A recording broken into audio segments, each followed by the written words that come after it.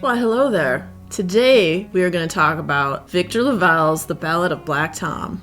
This story is a novella. It was short and it was sweet and it was awesome. The story is kind of let's go into the fact that when he was younger, and the author is a black man, and he grew up and liked H.P. Lovecraft. Well, come to find out later in life, H.P. Lovecraft is a racist piece of crap. But this story is kind of a retelling or a spin-off of H.P. Lovecraft's story, The Something of Red Hook. Hold on. The Horror at Red Hook, which he says in the back. There's a whole author's note about it, about his thoughts on Lovecraft and this, that, and the other, and about how that story he thought was absolute crap. It takes place in New York City, and obviously said Lovecraft just didn't understand people from New York City. That's not where he was from. The characters didn't feel real. So he wanted to take it and turn it into something that was a better piece of literature. And the story was really great. It starts out with Charles Thomas Tester is his name. He goes by Charles at home to his father, and on the street he is Tommy Tester. And Tommy Tester, he has a guitar, but he can only play a few songs, and his dad worked in a trade all his life but wasn't treated very well as the 1920s, and people were horrible and racist, and it shows a lot of the systemic racism with the corruption in different law enforcement sectors that just obviously were very biased and racist and effed up and still are today. And it shines a light on that. Really makes a strong image and a strong point and statement. And the story's also laced within, it has magic and the emotional feels and quality to it. You know, just the frustration and the anger. So Tommy Tester, he doesn't have a normal job, one might say. He acquires things for a price. And in this story, it has him acquiring this yellow book. And he has it in his guitar case. And he takes it to this woman in this white part of town, and her name is Ma Atz. Takes the book to her door, delivers it to her.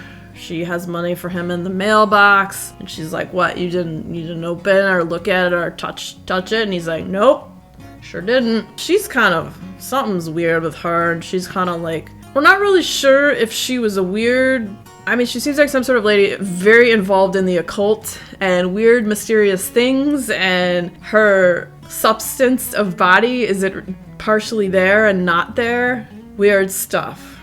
And so this book contains what they call the supreme alphabet, with which this woman could probably do some really horrible things. So he takes his money, he gets out of there. Oh, and when he hands her the book, it starts to catch fire in the sunlight when he hands it to her, or when he opens his case and gives it to her. And so he takes off and he goes home. However, he took the last page of the book, but he didn't touch it. And his father, who is illiterate and can't read, his father had taken it and put it, and they hid it away, the last page, because Tommy Tester knows if she has this book, she could probably do some really horrible stuff.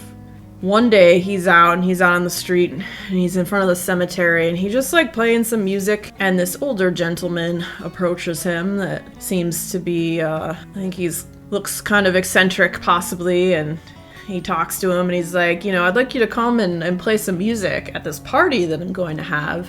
And he's like, "I'll pay you $500. And Tommy Tester is like, yeah, because that kind of money in the 1920s would basically feed him and his father for half a year and keep them well and pay their rent and do all that. And he's, kind of leery, but he's not, that's how he's been making his money in these weird, strange ways. So he goes back home and he tells his dad. His dad's super worried. His dad, though, teaches him another song that apparently is like conjure music that his mother and him had known. So there's these like magical qualities that people have, and then traditions of the different races and different people that they have passed down through generations. And so the one night, Charles Tommy Tester, he goes over to this older gentleman's house, which is like this big mansion place. Oh, and the guy is like, "When you come, you have to say this specific word before you go across the threshold, because I'm not sure what's gonna happen." He ends up going there, and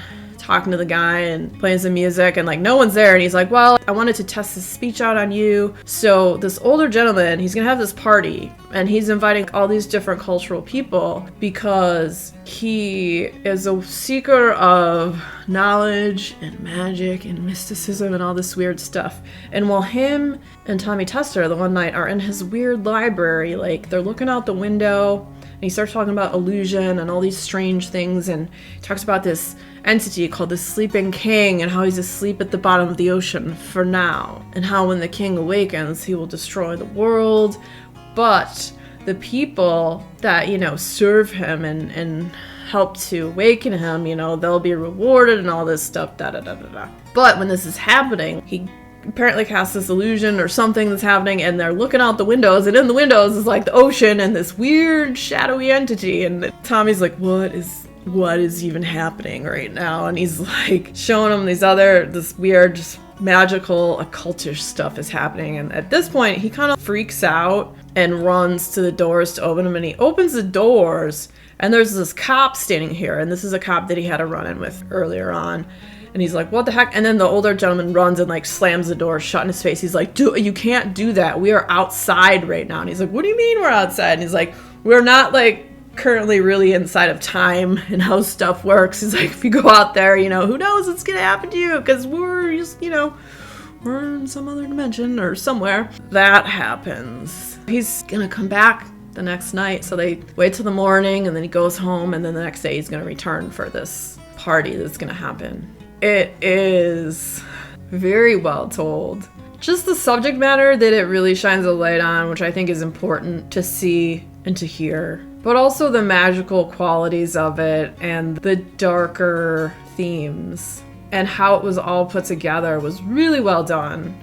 I have not read anything else by Victor LaValle, and I've heard The Changeling by him is also really good, so I may check that one out in the future too, but I really liked this book quite a bit. It was short and sweet. I think I maybe read it in like an hour and a half.